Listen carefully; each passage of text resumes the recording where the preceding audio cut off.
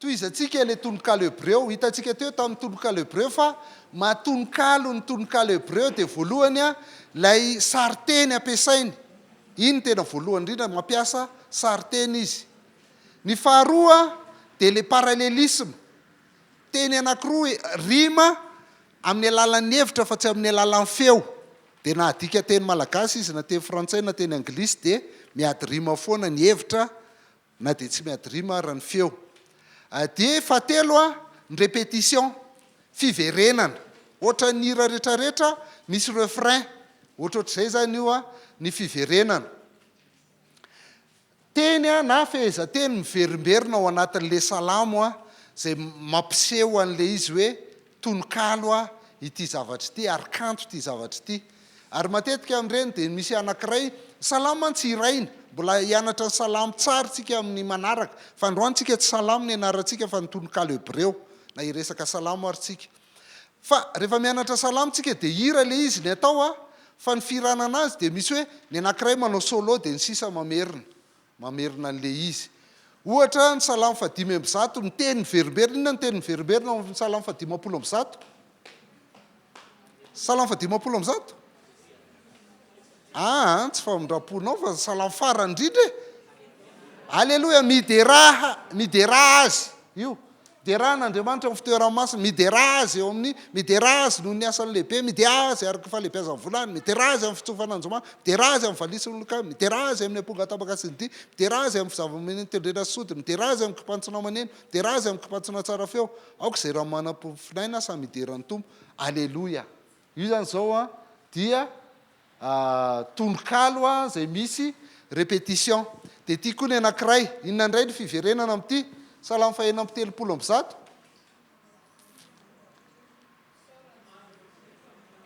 mandrakizay ny famindrapony miderahan Jehovah fa tsara izy fa mandrakizay ny famindrapony io zany le manao solo le miderahan Jehovah fa tsara izy dia ny olona rehetra midera hoe fa mandrakizay ny famindrapony mideran'andriamanitra ny andriamanitra rehetra fa mandrakizay ny famindrapony miderany tompony tompo fa mandrakizay ny famindrapony izy nanao ny zava-mahagaga lehibe fa mandrakizay ny famindrapony izy nanao ny lanitra tamin'ny fahendreny mandrakizay ny famindrapony zay namelatra ny tany ambonin'ny rano fa mandrakizay sy ny rehetrarehetra miverina foana iny a mariky ny tononkalo zay tia indray a teo zao teny fehezanteny fohy fa tia somary lavalava ny salamo faharoa amby efapolo sy telo amby efapolo zay eritreretin'ny olona hoe salamo anankiray izy roa reo andininy fahadimy a dia andininy faraika amby folo a dia salamo fahatelo amby efapolo andininy fahadimy a mamerina le izy inona ary zay mihitsy nahoana mitanondrika nahoana ianao ry fanahiko mitanondrika ka mitoloko atao anatiko manantenana Andriamanitra ianao fa mbola hidera azy ihany a noho ny famonjen'ny tavany zay ny 42:5 dia 42:11 sy 43:5 a tia indray nahoana mitanondrika ianao ry fanahiko nahoana mitoloko atao anatiko ianao manantenana Andriamanitra fa mbola hidera azy ihany a izy ny famonjena azy sady Andriamanitra io zany a dia mampiseho ihany koa karazana refrain mihitsy io a ho an'ilay tononkalo dia porofina mahatononkalo hebreo a ny tononkalo hebreo a ireny ny salamo fahaenina amby efapolo andininy fahafito ka hatramin'ny sy faraika amby folo koa dia misy teny miverina ao Jehovah tompony maro momba antsika Andriamanitra Jakoba ny fiarovana avo antsika dia averina iny andininy faraika amby folo Jehovah tompony maro momba antsika Andriamanitra Jakoba no aro ho antsika misy refrain ihany koa zany a ny amin'ny salamo fa enina amby efapolo manaraka kiasma répétition a dia kiasma indray zao a marika mahatononkalo hebreo a ny tononkalo hebreo kiasma dikany kiasma dia zao hoe fiverenan-kevitra mifamadika ny lazany sasany azy koa hoe parallélisme inversé zany hoe mifamadika le izy manao an'ity hoe a b dia lehibe indray ny averiny a dia manao a indray izy avy eo a b b a zay ny atao hoe kiasma concentrika koa no azo ilazana an'io hoe kiasma io salamo faraika amby dimapolo andininy voalohany mamindrafo amiko Andriamanitra araka ny fahasoavanao araka ny habe ny fiantranao vonoa ny fahadisoako io zao dia kiasma io a mamindrafo amiko vonoy ny fahadisoko araky ny fahasoavanao araky ny abeny fiantranao ohatr' zao zany izy le mamindra fo amiko de aveo be araky ny fahasoavanao de iny ihany miverina aveo araky ny abeny fiantranao de miverina am'izay izy am'le famindraponao aprime vonoy ny fahadisoko ohatr'izay de endrika kanto koa zay any amin'ny apokalypsy ny tena ahitanan'io betsaka ny ahitanan'io ao anaty baiboly fa tsy andany andro am'izay tsika satria rehefa azonareo le hevitra de ohatr'izay le izy zany ny atao hoe kiasma manaraka inclusion ny inclusion de ohatran'le salamy fadimapolo am'zato teo raha tadidinareo manomboka amin'ny hoe alleloia le izy de mifarana amin'ny hoe alleloia zay le inclusion zany hoe misy zavatra nomboany azy sy amaranany azy de mitovy ny fiandohany sy ny fiafarany zay zany no antsona hoe inclusion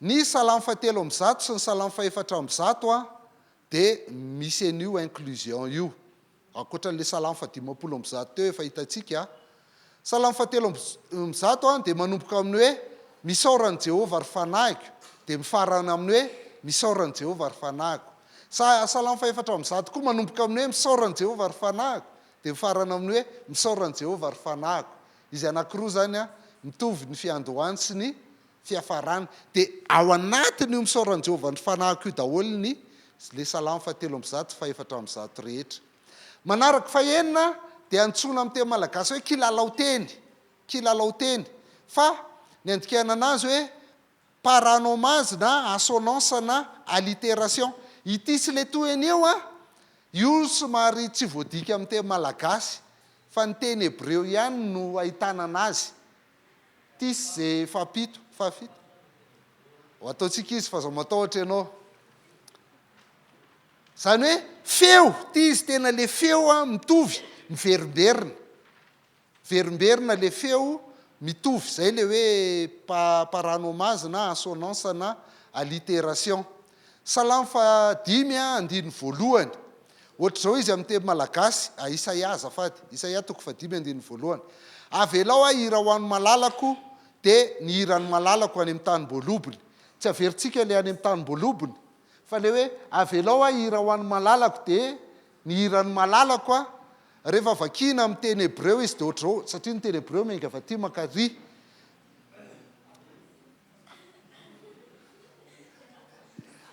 ashirana lididi shirata dodi zay ny ilazany azy ashirana lididi shirata dodi hitanao ohatrany hoe miverimberina zany le fiteny nefa ny zavatra mitoy le teneny hoe avelao hira ho an'ny malalako de ny hiran'ny malalako ty naty avelao ashira hira lididi malalako shirata hiran'ny dodi malalako ashirana lididi shirata dodi zay farany ny acrostiche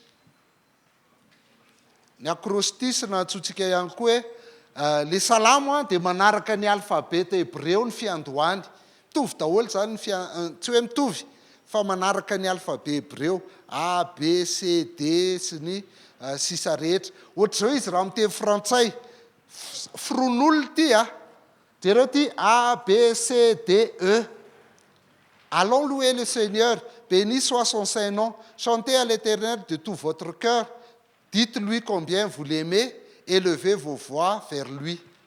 Zay zany anisany tsy miady rima loatra izy fa aty amin'ny voalohany aty zany no mipetraka le rima de reto ny salamo misy an'io salamo fasivy ho hitantsika eo rehefa avy eo salamo fafolo salamo faharoapolo salamo faefatra amby telopolo salamo fito amby telopolo salamo faraiky ambiny folo amby zato salamo faharoa amby folo amby zato salamo fadimy amby efapolo amby zato reo zany ny salamo antsona hoe salamo acrostiche ny endriny mahafinaritra be de ny oabolana raiky amby telopolo andiny fafolo ka hatramin'ny faharaiky amin'ny telopolo ihany koa dia acrostis oabolana io a le vehivavy tsara iny a dia manaraka ny alfabet hébreu a ohatr'izao le izy. Ny fitomanina koa dia acrostis tsara ny bokin'ny fitomanina. Jerentsika ny endriny. Salamo fasivy, fafolo, faroapolo, faefatra amby telopolo, fafito amby telopolo, faraiky amby folo amby zato, faroa amby folo amby zato, fadimy amby efapolo amby zato. Dia jerentsika ny ary maninona mifanelanelana be ty zavatra ty fa misy tsitany sasany.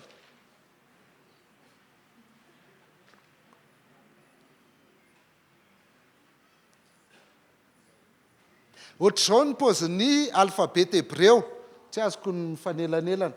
Ty alefa, bet, gimel,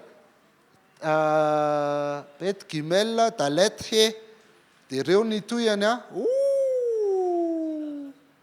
Tsy hitany sasany. Désolé. Dia ireo izy a, raha marina tokony misy anankifito ty fa nifandingandingana be. Dia fito koa ty. Dia ty koa misy fito. Isa, roa, telo, efatra, dimy, enina, fito. Fito telo raika amby roapolo a, dia miampy an'ity tavy ty roa amby roapolo ny alfabet hébreu. Dia ohatr'izao ny filarany. Alefa mitovy amin'ny hoe ana tsy vakiana iny. Dia ny beta v na be ty. Ty zany tokony eto fa tsy azoko ny natonga an'io. Dia ty ny gimel g. Dia ty daleta d. Inona ary natonga an'io. Dia ty ny he h. Dia vava tsy hita fa atao ambany ato ny vava. V ny amakiana azy na w. Dia zen z ny amakiana azy. Dia manaraka ret r famaky azy. Dia tete ty tete th ohatran'ny teny anglisy. Dia iode ty le iode ty y na j mifamaky azy. Ty ny iode. Dia kaf c na k ty. Dia ty lamed l. Dia misy mem tsy hitatsika fa takonany a m. Dia nonina takonany koa n. Dia samek ty sameka s. Dia ty ainina tsy tononona. Ainina tsy tononona fa tsy grek io akory. Dia ty a p f na p ny famaky azy. Dia ty tsade ts. Dia ty kof q. Dia ty resh r. Dia ty sin na shin c na c s. Dia ty tao t. Ohatr'izao zany ny sarin'le alfabeta hébreu. Jerentsika ny salamo faefatra amby telopolo. Salamo faefatra amby telopolo a, le hoe isaotra ny Jehovah lalandava manomboka amin'ny alef. Ny tompo ny rehare amin'ny fanahiko manomboka amin'ny bet. Miarama kalaza ny tompo amiko manomboka amin'ny gimel. Mitady ny tompo a dia namaly ahy izy manomboka amin'ny daleta. Dia izay mijery azy dia miramirana manomboka amin'ny he. Ohatr'izao zany ny sariny.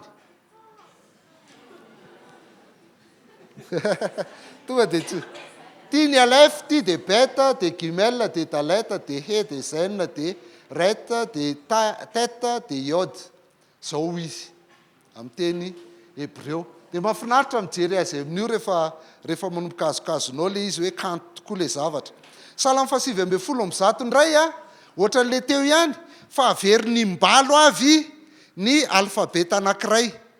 Saky ny alfabeta zany dia mitovy daholo ny lazainy. Ohatr'izao. Ny salamo voalohany ny andiny voalohany ka hatramin'ny fahavalo a dia manomboka amin'ny alefa daholo. Hitanareo iny? Mitovy daholo ny sariny. Sary jerena fa tsy soratra vakiny. Mitovy daholo ny sariny. Dia manomboka amin'ny andiny fahasivy indray izy ka hatramin'ny faharoa amby folo a dia mitovy daholo bet. Bet daholo izy rehetrarehetra. Dia zay zany a endrika kanto ihany koa amin'ny salamo. Reny ny antsoina hoe salamo acrostis. Manaraka ny alfabet hébreu a. Dia ny salamo fasivy amby folo amby zato koa zany manampy an'ireto a tsy nitononoko teo satria ny azy tena io. Roa amby roapolo ny alfabet hébreu a dia misy andininy valo aby isaky ny roa amby roapolo. Dia zay mahatonga azy enina amby fitopolo amby zato ny isan'ny andininy eo amin'ny salamo fasivy amby folo amby zato a. Zay salamo lava indrindra. fitiantsika le izy. Inona avy mahatononkalo hebreo? Ny tononkalo hebreo voalohany indrindra misy sariteny. Faharoa, lehibe dehibe nataontsika teo, parallélisme. Fahatelo, répétition. Fahaefatra, chiasme. Fahadimy,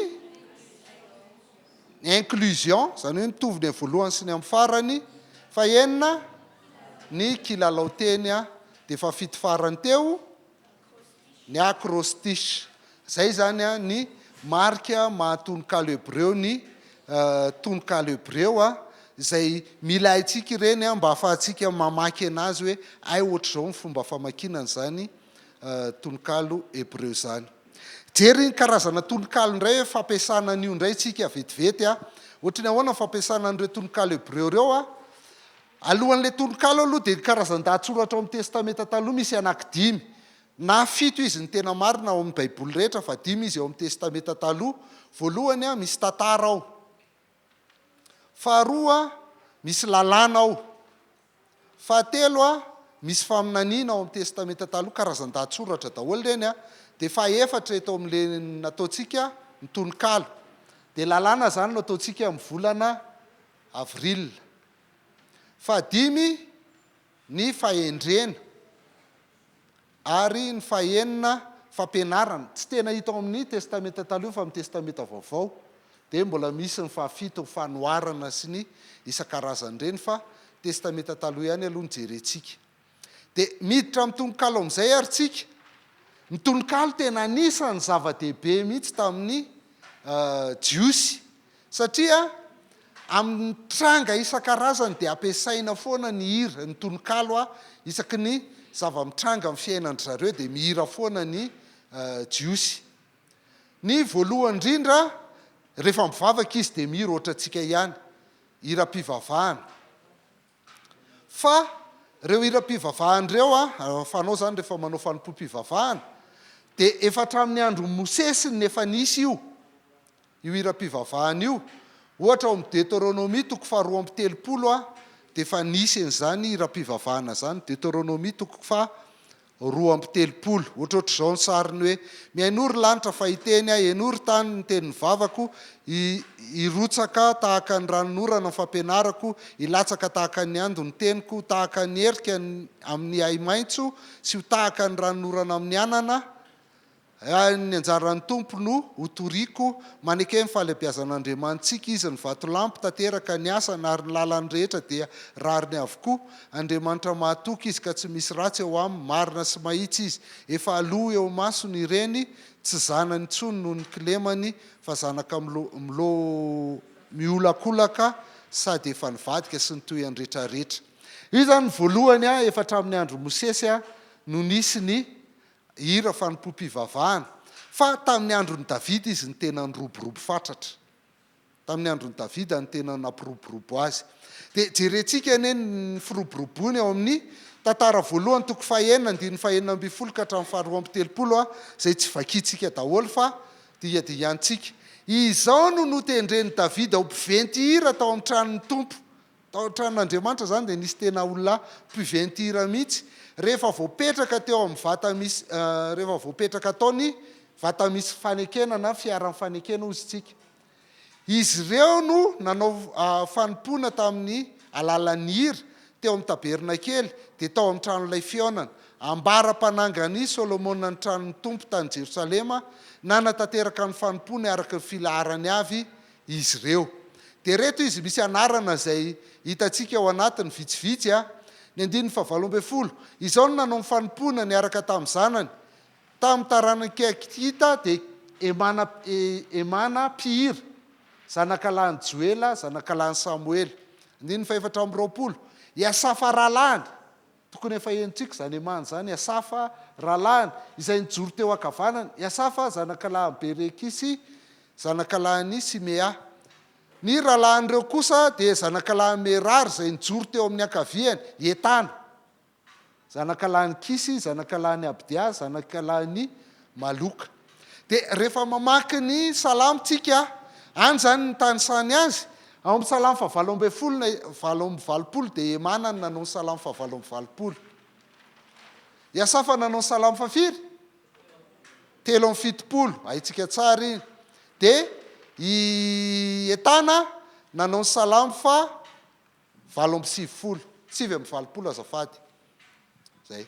Dia reo zany tena mpihira teo amin'ny tempoly nitendreny Davida mihitsy ho mpihira dia mamorikira ry zalahy dia tafiditra ao anaty salamo ny hirany zalahy sasany. Zany ny fandehan'izy io. Voalohany hira-pivavahana, faharoa hira-pandresena. Rehefa mandresy koa ny zanak'Israely dia mihira. Fa io fandresena io mety ho an'olo-tokana, fa mety koa ny fiangonana ray manontolo ny mihira an'ilay hira-pandresena. Ohatra zany ny hirany Iana maman'i Samuela voalohany toko faharoa andininy voalohany ka hatramin'ny fahafolo. Ary ny vavaka Ianaka hoy izy, ny foko dia ravoravo amin'ny tompo, ny tandroko dia voasandratra amin'ny tompo, ny vavaka dia misokatra maly ny fahavaloko, satria mifaly amin'ny famonjenao tsy misy masina tahaka ny tompo, satria tsy misy afa-tsy ianao, tsy misy vatolampy tahaka an'Andriamantsika, aza mahery miteny anavina, ary eo ka tsy aloky ny vavanareo ny fireharehana, fa ny tompon'Andriamanitra ny fahalalana, izy no mandanja ny asa. Io dia mbola misy toy an'io fa tsy vakitsika daholo, fa io zany izy hira-pandresena n'olo-tokana rehefa nivaly ny vavakany tamin'ny nangataka zanaka dia nahazo ny Samuela. Fa ny hira hitambarana indray nataon'ny fiangonana dia ny Exodosy toko 15. Tamin'izay Mosesy sy ny zanak'Israely dia ny hira izao hira izao ho an'ny tompo hoe hira ho an'ny tompo fa avy indrindra izy. Ny soavaly sy ny mpitaingina azy dia nariny any amin'ny ranomasina, ny tompo no heriko sy antony fiderako ho famonjena izy no Andriamanitra ka kalaza azy, izy ny Andriamanitra ny razako ka nanandratra azy ny tompo ny mpiady mahery, ny tompo no anarany ka lesy Farao fitondra miady sy ny miaramila sy sisa. Hoe avy nandresy ry zareo satria avy nepita an'le ranomasina izy le zara roa tamin'io toko 4 izy nepita an'le ranomasina, dia toko 15 izy nanao an'io fihirana io i Mosesy sy ny zanak'Israely. Iraina koa ny hira rehefa hira-pitiavana. Hira-pitiavana dia haitsika tsara lehibe indrindra amin'izany dia ninona aiza ny ahitana ny hira-pitiavana ngeza be io? Tononkirany Solomona fa maneho fitiavana. Fa efatra, rehefa mitomany koa izy dia mihira. Rehefa misy zavatra mafy mahazo azy dia mihira. Ohatra hoe Samuela faharoa toko voalohany andininy 7 ka hatramin'ny 7 tsy vakitsika daholo. Ilay voninahitra ao ry Israely no voalefina teo amin'ny avonanao, indrisy laviny mahery. Aza ambaranareo any Gata izany, aza torianareo fifaliana eny an-dalany Askelona, fa ndreo mifaly ny zanakavaviny Filistina, fa ndreo miravoravo ny zanakavaviny tsy mifory. Ianareo tendrombohitra Giboa, aza misy ando amanorana intsony eny aminareo na sa mahavokatra, satria tany no nanariana ny ampingany mahery dia ny ampingany Saoly sy ny ka tsy urorony ka tsy hosorana diloilo. Tena mitomany mihitsy zany izy eto dia izy hoe aza mifaly ny hafa ny fahavalo fa tena vozay satria maty i Saoly tamin'io fotoana io. Sy hiran'ny Davida io tamin'ny fahafatesany Saoly zany dia nitomany izy. Eso, rehefa maneso koa izy dia mihira rehefa haneso ny hafa. Ohatra hoe Isaia toko 7 andininy 15 sy 9. Amin'izany andro zany dia ho adinonao mandritry ny 70 taona itiro, toy ny androm-panjaka ray rehefa afaka 70 taona ny aran'ny tononkalo momba ny vehivavy jangy Tiro hoe io tononkalo. Dia aneso ny Tiro amin'izay izy hoe makalo kanga ka mivezivezeo manerana ny tanàna ianao ry kiala jangadino, tendre tsara ka mahereza mihira mba hatserovana anao. Tanareo fanesoana be mihitsy hoe fa adino ianao tsy tsara Andriamanitra ntsony dia hoe mivezivezeo manerana ny tanàna mahereza mihira. Tena fanesoana be mihitsy le hira zay ataony eto. Farany fanozonana. Tsy hidirantsika kely satria manahirana ny kristianina mihitsy reto salamo fanozonana reto. Sa tsy manahirana anareo? Raha azonareo natao nanagômanareo tao anaty baiboly dia ngomanareo le izy. asehoko atsika le izy ao anatiny satria fanohatra amin'ny tenin'ny Jesosy Kristy le izy hoe tiava amin'ny fahavalonareo. Salamo 5:7 ohatra. Aoka fandringanana ho tonga tampoka aminy ary aoka azo azy ny fandrika ratona feniny.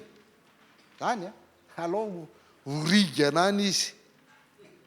Salamo 5:5 aoka napoka azy ny fahafatesana ary aoka hidina velona any amin'ny fitoerany maty izy, hidina velona any amin'ny fiaina tsy hita izy, fa ratsy no eo amin'ny fonenany ao afovoany eo. Zany tena tonga dia maniry fahafatesana mihitsy hoe midina velona any amin'ny fiaina tsy hita. Salamo 5:7 Andriamanitra torotoroiny ny fiambavany, ombotony vazany liona tanora tompo. Alao bangany izy. Zany fanozonana.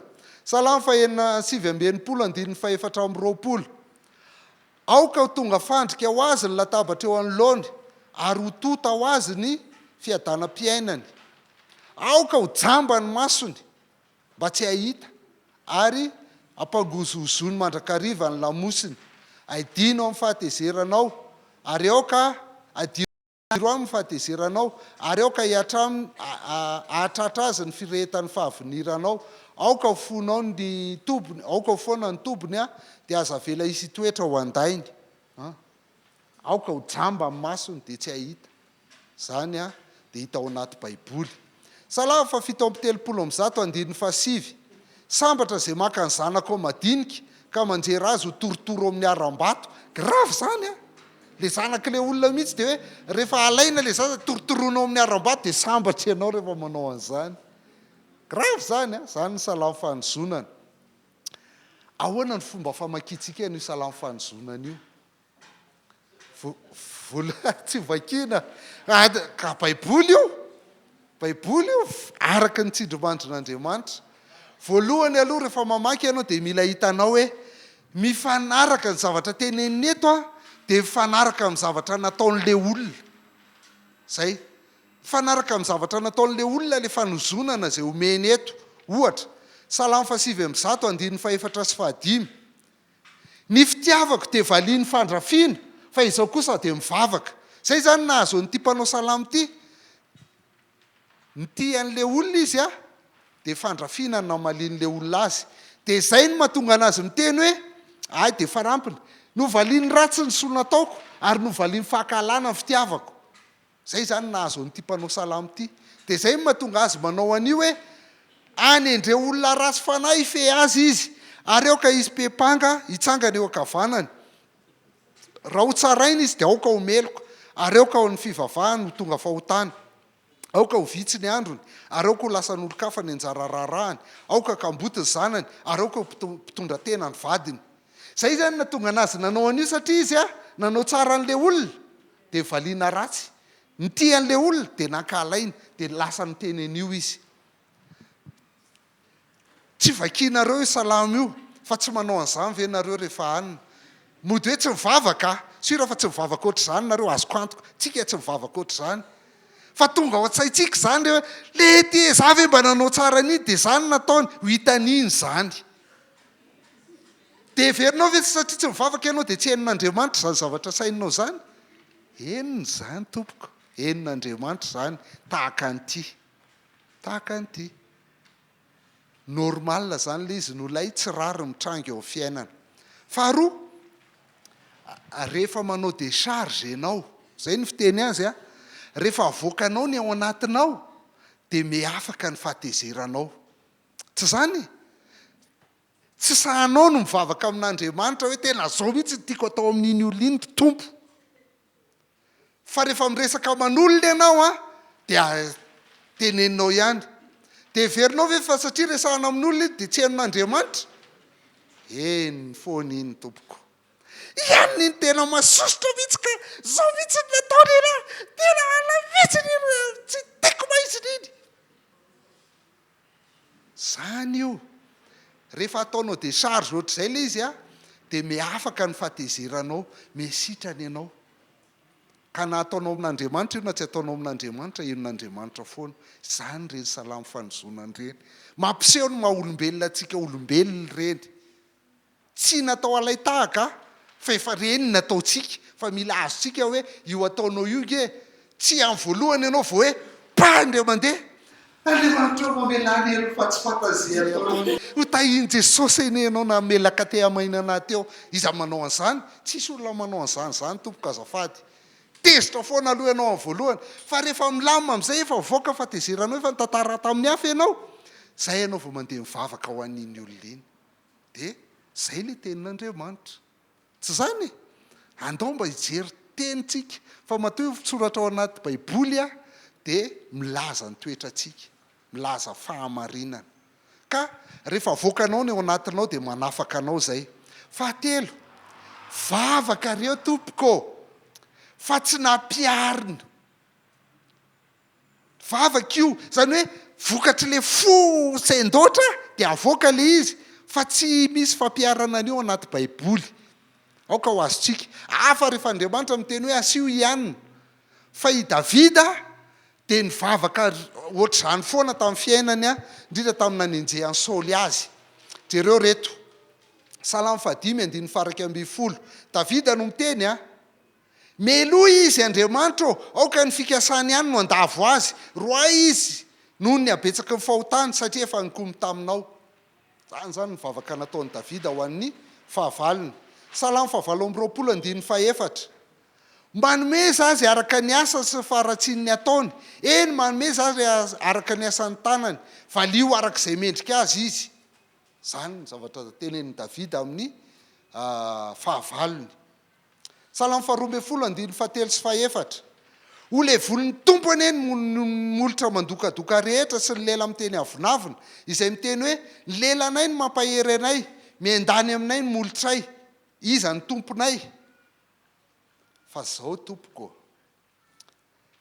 rehefa tratra ny Davida ny fahavalony i Saoly ohatra anisany de tsy nampiariny reo hoe ty le vavaka nataoko Andriamanitra fa de ampiariko amin'izay ty fa azoko ty jereo tsara hoy ny olon'ny Davida taminy satria tratra Saoly variana nanao nivoaka ozy izy amin'ny baiboliko variana nanao maloto tao anaty zohy tao tratra ny Davida de hoy ny olon'ny Davida taminy indro ny andro ny lazay ny tompo taminao hoe indro atolotra eo an-tananao fahavalonao ataonao arak'izay sitrakao de le Davida niteny an'le salamo rehetrarehetra teo inona ny nataony satria efa navoaka le izy de efa afaka ny fahatezerany nefa izy amin'io enjehan'ny Saoly mbola enjehan'ny Saoly izy amin'io de nitsanga ny Davida ka nitsaitsaika nanapaka ny sisina akanjo be an'ny Saoly taorian'izany anefa de nanenjika ny Davida ny eritreriny noho ny nanapahany sisina akanjo be an'ny Saoly zay nanapaka an'iny de efa enjehany eritreritra sady lery nefa izy mivavaka tetsy hoe ataovy mihina fatiny io zany mpanompon'Andriamanitra rehefa navoakanao ny tao anatinao de na manapaka sisina akanjo ary mampaenjehan'ny eritreritra anao de hoy izy tamin'ny olona sanatria ampoko ao anatrehan'ny tompo raha anao izany zavatra zany amin'ny tompoko izay voahositry ny tompo ka hanatsotra ny tanako aminy fa voahositry ny tompo izy zany fon'ny olona mahay mamboraka ny ao anatiny amin'Andriamanitra fa tsy me tsara velatsy hoe Andriamanitra tena masositra mihitsy Andriamanitra tiako be iny nefa ito mbola sesitra ve tiako be iny Andriamanitra taio any iny tainy Jesosy any daholo nareo menakavy satria mbola tezitra ianao mbola tratrany Davida aneo mandeha koa Saoly aty amin'ny toko 420 de nalainy Davida ny lefina sy ny tavoara fitondran-drano zay teo anilan'ny lohan'ny Saoly de lasa izy satria natory Saoly manenjika azy fa i Saoly natory reraka iny tratra Davida de inona fotsiny nataony lefina sy ny tavoara fitondran-drano ihany nalainy Davida de lasa izy ary tsy nisy olona nahita na nahalala na ny fo natory mantsy izy rehetra satria nataon'ny tompo reniko ny torimaso zany ny olona mamoaka ny ao anatiny eo anatrehan'ny tompo ka aza menatra tompoko mamoaka ny ao anatinareo anatrehan'ny tompo fa raha vao tsy avoakanao de mijanona foana de isaky hitanao le olona de fa avy ndray le anyty fa ainao mamela n'iny eloko iny rehefa lazainao amin'ny tompo ny fahitanao momba an'iny fahatelo averitsika io le fanresantsika tary aloha ny salamo fanozonana tompoko de tononkalo ary hyperbole manitatra izy mivadravatra fotsiny izy fa satria tononkalo le izy dia manitatra izy. Io nge ny toetrany jiosy io ny mitovitovy amin'ny komorianina. Nareo hoe efa niaraka ny fandray tamin'ny komorianina. Ny komorianina rehefa miresaka aminao ohatrany hoe amonanao zany fa tsy tompo. Ny komorianina dia malefaka be noho ny gasy fa ny fomba fiteniny fotsiny mody io any rehefa mankany komoro ianao fa za mbola tsy tany ony fa any na tsy midy ary ny tranonao tsisy mangalatra fa tiana midy ary ny tranonao misy mangalatra. Dia ohatr'izay koa ny jiosy hoe fotsiny izy mivadravatra ataovy banga any io ataovy izao any io fa tsy manao an'izany akory izy fa vava fotsiny zany. Tononkalo zany. Jereo nge tsy bedin'Andriamanitra mihitsy Joba rehefa niteny an'ity. Ho foana anie ny andro nahaterahako tsy ny alina izay niteny hoe misy zazalahy vao torotoronina. Aoka zany andro zany ho maizina. Aoka tsy hikaroka azy avy any ambony Andriamanitra. Aoka tsy hisy mazava mirapiratra aminy. Aoka hitaky azy indray ny maizina sy ny aliko ny fahafatesany. Aoka hitatao eo ambony ny rahona. Aoka hampiororokoditra azy ny fahamaizinany ny andro sy ny toyany rehetrarehetra. Ho foana nanozina ny andro naterahany Joba. Fa i Joba dia tsy nahazo tsiny tamin'Andriamanitra mihitsy. Arakatsika amin'ny bokin'ny Joba tsy nahazo tsiny tamin'Andriamanitra mihitsy izy. Dia ohatr'izay koa Jeremia 2:4-7 ka hatramin'ny 7 hoe voaozina anie ny andro izay nahaterahako. Aoka tsy ho tahina anie ny andro izay niterahany eny anahy. Ho voaozina anie ny olona izay nitondra teny mahafaly tamin'ny kiako hoe tera-day ianao. Satria tao anaty fahoriana mafy Jeremia tamin'io. Dia niteny izany fa tsy bedin'Andriamanitra Jeremia rehefa niteny izany izy. Tsy bedin'Andriamanitra izy satria azonao resahana amin'Andriamanitra daholo ny ao am-ponao. Dia toute façon na tsy resahanao ary zany eny ny sitany ihany fa ny tiany ianao miresaka aminy. Io zany mifanaraka amin'ny ataon'le olona zany le zavatra teneniny. Manafaka foana atsika ny famoahantsika ny zavatra ao anatintsika. Ary ireny dia vavaka fa tsy nampiarina akory. Ary tononkalo ireny dia mody mivadravatra fotsiny le izy. Manaraka ny tombontsoan'le olona koa dia nampifandraisiny amin'ny tombontsoan'Andriamanitra. Miaro ny tombontsoan'Andriamanitra izy manao an'io. Salamo 7:1-20 tsy ankahala izay izy no ankahalain'i David eto. Izay mankahala anao. Tsy ankahala izay mankahala anao va ao tompo. Ary ho rikoriko amin'izay mitsangana anohitra anao. Tena alako marina tokoa ireny. Fahavaloko ireny. Maninona ny fahavalony ireny? Satria mankahala an'Andriamanitra. Satria manohitra an'Andriamanitra. Ny tombontsoany sy ny tombontsoan'Andriamanitra dia nampiarahany dia izay no mahatonga anazy mamely an'ireny. Ohatr'izay koa Salamo 7:7-20. Aoka ho menatra sy ho azo tahotra mandrakizay izy.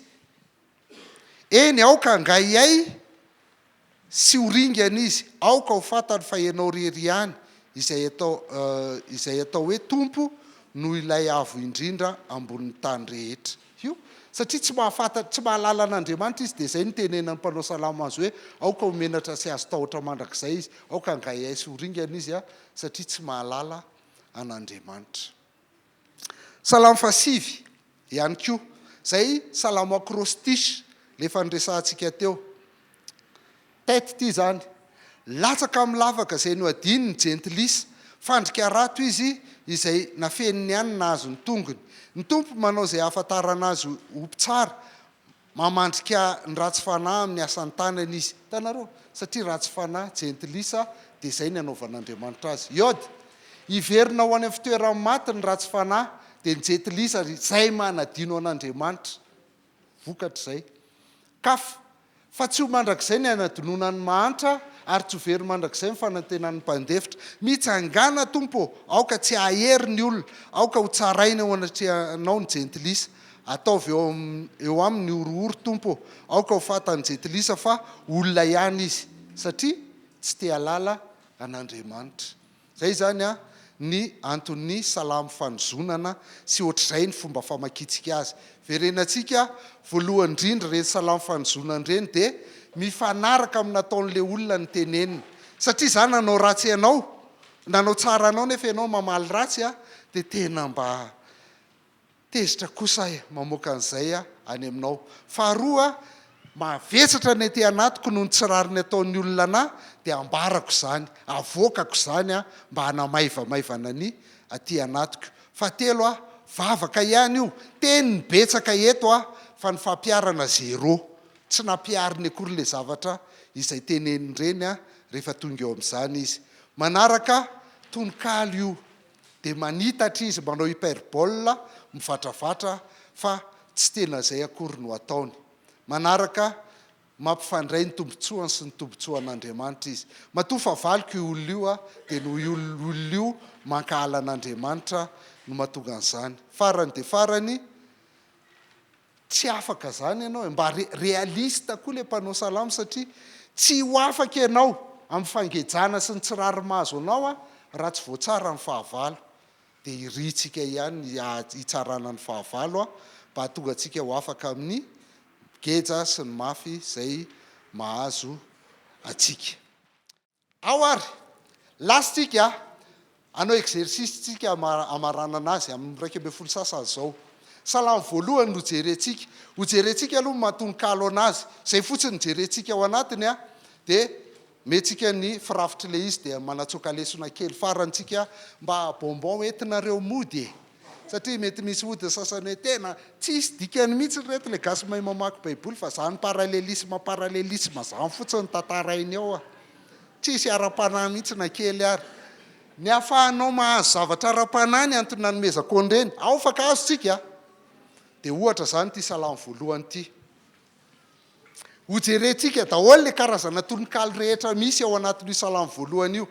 Sambatra ny olona zay tsy mandeha amin'ny fisainany ratsy fanahy sady tsy mijanona eo amin'ny fahaleam-panota ary tsy mipetraka eo amin'ny fipetrahan'ampaniratsira fa ny lalàn'i Jehovah ny sitrany. Eny ny lalàny ny saintsain'ny andro manalina tahaka ny azo ambolena eo amoron'ny rano velona izy izay mamoa amin'ny fotoany ary ny raviny koa tsy malazo ary ataony lavorary avokoa ny asany rehetra. Fa tsy tomba toy izany kosa ny ratsy fanahy fa toy ny akoho fa eliny rivotra izy. Noho izany dia tsy hajanona eo amin'ny fitsarana ny ratsy fanahy na eo amin'ny fiangonan'ny marina ny mpanota fa fantatry ny Jehovah ny lalan'ny marina fa ny lalan'ny ratsy fanahy dia makany amin'ny fahaverezana. Zay. Ndao ary andiny voalohany. Inona ny endrika tononkalo hitantsika eto?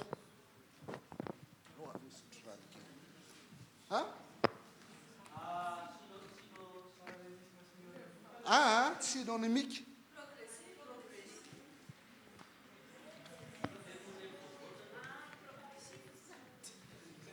J'aime be satria nahoana satria mivoatra tsy kelikely lazainy ao parallelisme progressif io. Jereo tsara ny ampahany voalohany aloha ny ampahany voalohany tamin'ny voalohany izy mandeha eto indray vehivavy ny tena tratra rehefa mandeha mijery vitrine andeha hijery vitrine hony dia mandeha dia mahita dia maninona janona ka vita mijanona miditra mihitsy dia alaina le izy dia apetraka dia mipetraka ao mivoatra le izy zany avy nandeha izy dia mijanona dia mipetraka dia nanaovana le zavatra. Iny progressifa voalohany. Progressifa faharoa mandeha izy amin'ny fisainana hito indray tsika rehetra ny fahotana tompo tsisy zany hoe nandeha dia nanota tsisy zany na dia lazaina hoe lavo ara no manota fa io miaingaty foana io tsy maintsy efa nieritreretinao izay lazainy Jakoba ny ota ozy izy rehefa torotoronina dia ny filana rehefa torotoronina dia miteraka ota dia ota miteraka fahafatesana ato aloha io fisainana samy mandalo an'io daholo ny rehetrarehetra dia aza misesy tenao raha tsy manao fa efa nanota ianao tato. Zay ny fahotana voalohany. Matoa ianao mijangajanga tsy maintsy efa nijereny iny aloha ianao fisainana fotsiny fa tsy vita amin'ny fisainana le izy fa lasa inona lalana fahale daondray ary mihonahoana kely amin'ny voalohany aloha tsy mbola fahale tena mihaona fa sur Facebook MP phone fanao fotoana amin'izay dia mihaona matetika rehefa mihaona matetika amin'izay dia lasa inona le izy petraka amin'izay ao latsaka. Zany ny fahotana io mivoatra tsy kelikely ny fahotana. Dia ohatr'izay koa ny filazany ary amin'ny voaloha ratsy fanahy. Ny ratsy fanahy zany dia le olona tsy miraran'Andriamanitra ny dika zany. Ny ratsy fanahy tsy le hoe meo dia rehefa tsy mame ianao koa ratsy fanahy tsy zany ratsy fanahy eto. Le olona tsy miraran'Andriamanitra no antsoina hoe ratsy fanahy. Dia mivoatra iny ratsy fanahy iny lasa mpaninona avy eo? Lasa mpanota. Dia mpanota ohatran'le mpanota rehetrarehetra. Fa rehefa manota ianao tsy mety mibebaka amin'ny fahotanao dia tena mpaniratsira an'Andriamanitra mihitsy ianao farany. Mpaniratsira. Dia mivoatra ohatr'izay ny zavatra lazainy. Sambatra ny olona izay tsy zany ozy izy. Tsy manaraka, tsy mijanona, tsy mipetraka. Andiny faharoa. Fa ny lalàn'i Jehovah ny sitrany, eny ny lalàny ny saintsainy ny andro manalina. Inona indray ty tononkalo ty?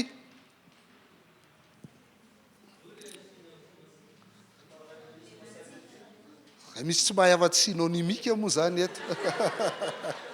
Fa maninona ny syntetika?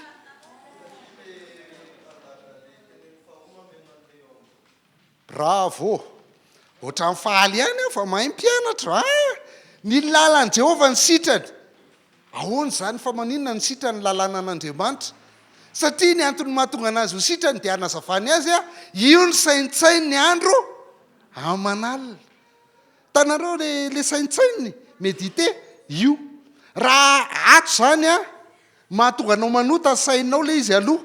Fa rehefa ny tenin'Andriamanitra ny sainao andro manalina, tsy manam-potoana hanotana tsony ianao. Tsy manam-potoana. Na te hanao azy tsy mahavita.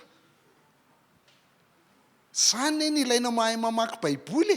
Rehefa mahay mamaky baiboly ianao dia saintsaina eny ambony moto dia efa zay foana ny ao an-tsaina zay tenin'Andriamanitra dia miady hevitra amin'ny tompo eto.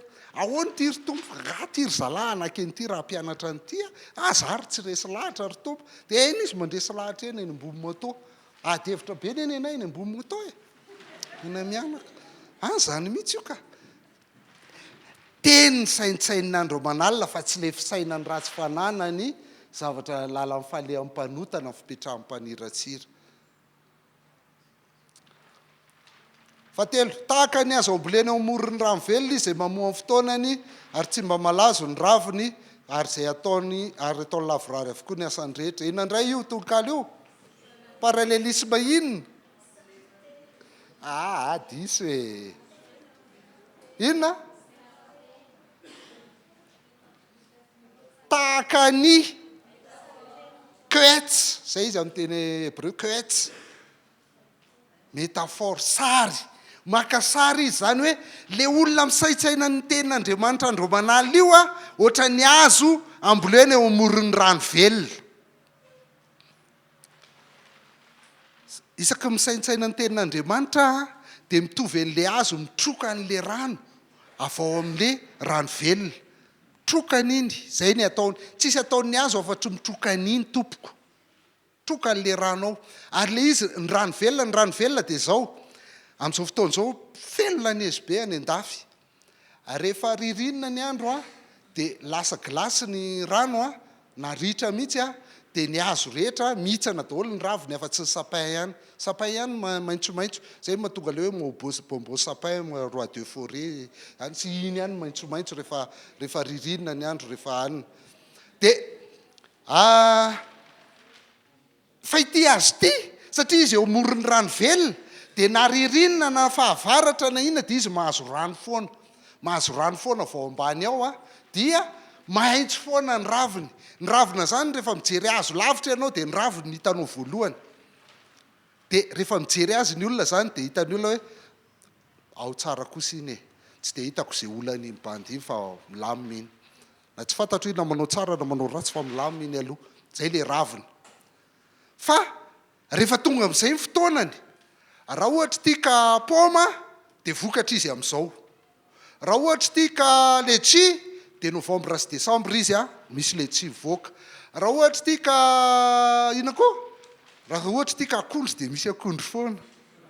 Milay kosa le akondro dia ohatr'izay io mivoaka le voany amin'ny fotoanany.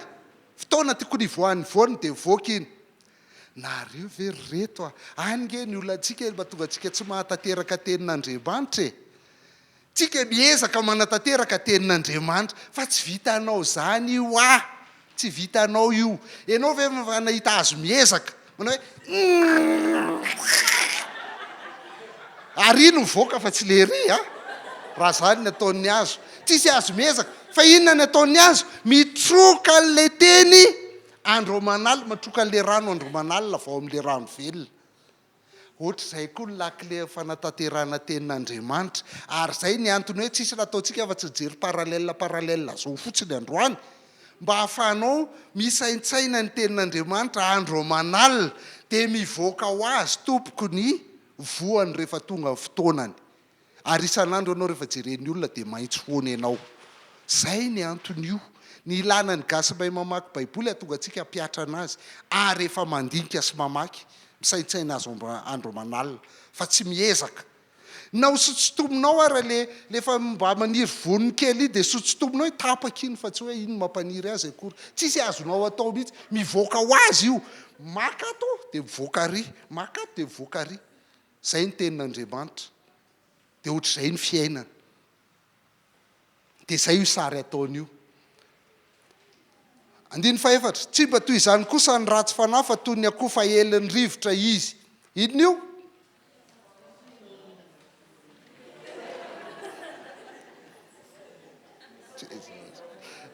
ohatran'le mpanao ina moa question pour un champion iny anankiray foana valiva marina ihany le izy farany io le emblématique ao amin'ny voalohany izy manao sary toy izany ny ratsy fanahy eto izy manazava dia ato izy le sary akoho fa helin'ny rivotra tsy maharitra tsy mitoetra tsy miorina fa makatsy ny rivotra dia makany izy makary ny rivotra dia makany izy fitahina indray hozy zao hoe fiu fitahina fanalana ozina indray hony fiu fanalana ozina fahombiazana fiu fahombiazana inona indray zao sabaty jiosy fiu iny zany fahasoavany fiu lalany tena zany mihitsy zay ny ratsy fanahy tsy mahatoetra andiny fadimy noho izany dia tsy hajanona eo amin'ny fitsarana ny ratsy fanahy na eo amin'ny fiangonany marina ny mpanota inona indray io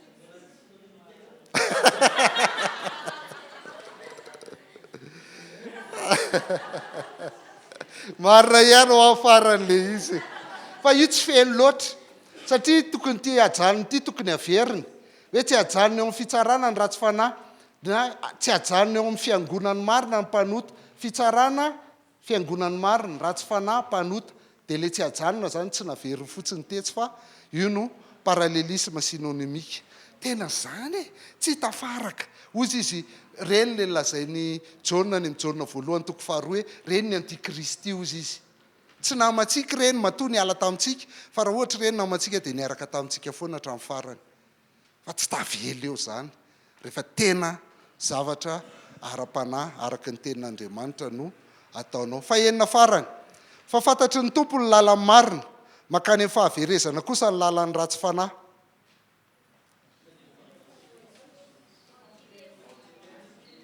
antitetika fantatry ny tompo lalan'ny marina makany amin'ny fahaverezana mifanohatra amin'le fantatry ny tompo lalan'ny marina mifanohatra amin'ny lalan'ny marina ny lalan'ny ratsy fanahy dia hitantsika fa misy en'izany rehetrarehetra zany dia ny lalantsika zany fantatry ny tompo rehefa marina ianao marina azy aty amin'ny testamenta vaovao dia no amarinina satria mino zay mino no amarinina dia rehefa marina ianao mino dia fantatry ny tompo na iza aleanao dia fa miaraka aminao foana ny tompo zay le mahalala sady miaraka aminao foana izy tianao foana izy ary mahafantatra anao foana ny tompo na iza na ao anaty fahoriana ianao na anaty fifaliana ianao na inona mahazo anao na inona mahazo anao dia eo ambany mason'ny tompo ianao eo ambany tana maherin'ny tompo ianao fa raha ohatra ianao ka ratsy fanahy dia makorisa makany amin'ny fahaverezana ny fiainanao. Zay ny salamo voalohany. Mbola misy tolokalo anankiray amin'ny salamo voalohany, ny plan, rafitra le tolokalo mihitsiny. Ny andininy voalohany sy faharoa sambatra ny olona zay tsy mandeha amin'ny fisainany ratsy fanana, mipetraka amin'ny fipetrahan'ny mpanota, mipetraka amin'ny lalana falehan'ny mpanota, mijanona amin'ny lalana falehan'ny mpanota na mipetraka amin'ny fipetrahan'ny mpaniratsira, fa ny lalan'i Jehovah ny sainy, eny lalany saintsainy ny andro manalina. Inona zany? Sambatra ny olona zay tsy manao an'izao fa manao an'izao. Inona zany? Manana safidy izy. Ao!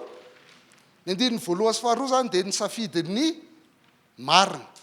Ny andininy fahatelo, fa toy ny azo ambolena eo amoron'ny rano velona izy zay mamoha amin'ny fotoany ary ny raviny koa tsy mba malazo ary zay ataony rehetra dia lavorary avokoa. Inona zay? Sary. Sarin'ny marina. Ao a? Safidin'ny marina dia sarin'ny marina. Tonga dia meko e. Laona tsy zay ary nomaniko dia omeko. Kiasy mio. Raha kiasy mio dia ny andininy fahaefatra zany dia inona? Fa tsy mba toy izany ny ratsy fanahy fa toy ny akoho faheliny rivotra izy. Inona zany io? Sarin'ny ratsy fanahy. Dia ny andininy fahadimy sy fahaenina. Tsy ny ratsy fanahy no misafidy eto. Ny safidin'i Jehovah indray no misafidy eto. Tanàna? Safidy Jehovah indray no misafidy hoe fantatry Jehovah ny lalan'ny marina, fa ny lalan'ny ratsy fanahy kosa dia mankany amin'ny fahaverezana. Dia misafidy izy alaony miaraka amin'ny marina fa tsy miaraka amin'ny ratsy fanahy, fa ny ratsy fanahy dia very. Hitanareo, tafiditra eo daholo, presque tafiditra eo daholo le karazana tononkalo rehetra. Zay mahatonga an'io salamo voalohany. Zay mahatonga an'io salamo voalohany. Za ve mipelipelika? Mbola misy anankiray, inona ny tsy tao? Tsy akrostisy izy aloha. Dia ny paranomazy koa tsy tena hitako satria nefa namaky tsara ihany lisany zalata ary amin'ny cursive. Fa inona mbola tsy tao? Inclusion. Ny inclusion dia ohatr'izao. Ny fiatombohany ity dia inona? Sambatra ny olona zay tsy mandeha amin'ny fisainany ratsy fanahy sy ny inona. Dia izao ny fandraisan'ny olona ty adihevitra be amin'ny teolojia hoe salamo anankiray ihany ve ny salamo voalohany sy faharoa, satria ao anaty inclusion. Fa rehefa mamaky ny salamo voalohany faharoa nareo dia ery amin'ny faran'ny salamo faharoa ery dia miteny izy hoe sambatra zay rehetra mialoka aminy. Manomboka amin'ny hoe sambatra izy dia mifarana amin'ny hoe sambatra. Dia ao ihany koa ny inclusion ao anatin'le izy. Dia izay no mahatonga an'io fiandohan'ny salamo.